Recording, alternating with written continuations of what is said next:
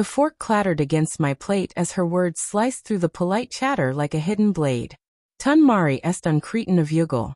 Il n'y voit rien de ce que s'y passe sous son nez. Your husband is a blind idiot. He sees nothing happening right under his nose. Sophie, my son's fiancée, leaned toward my wife, Elena, with a conspiratorial smirk, her voice a low murmur in French. She thought it was safe, a private jab in a language no one else at the table understood. But I did. Fluently, from years of business trips to Paris that Elena had long forgotten about. My heart hammered, not just from the insult, but from the implication hanging in the air like smoke. What didn't I see?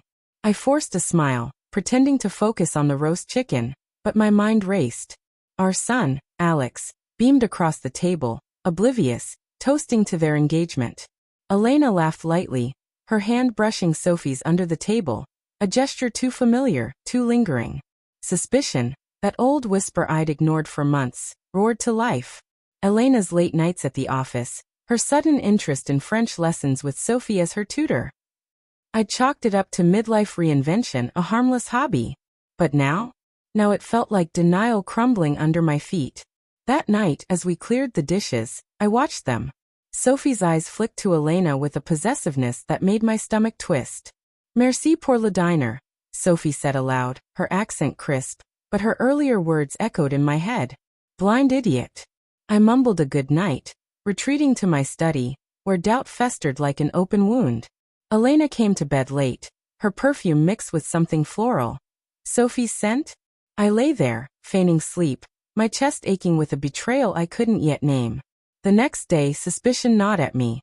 I started small, checking Elena's phone while she showered. Nothing overt, but a string of texts in French. Je ne peux pas attendre de te voir ce soir. I can't wait to see you tonight.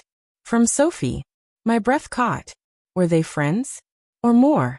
I denied it at first. Elena, my wife of 25 years, the woman who'd held me through job losses and Alex's rebellious teens. She couldn't. We had built a life flawed but ours. But the clues piled up like unpaid bills.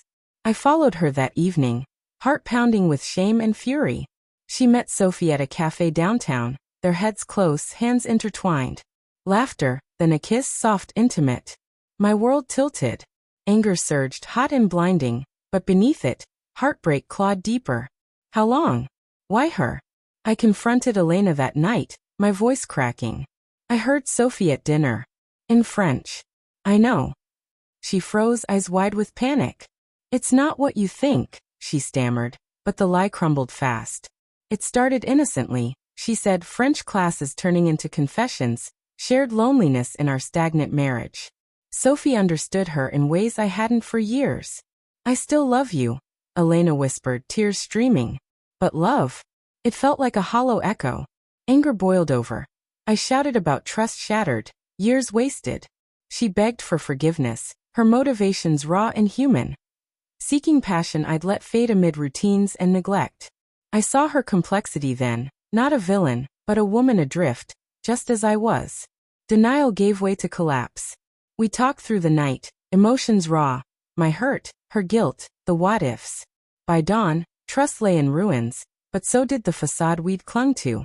I left that morning, bag in hand, the house echoing with finality.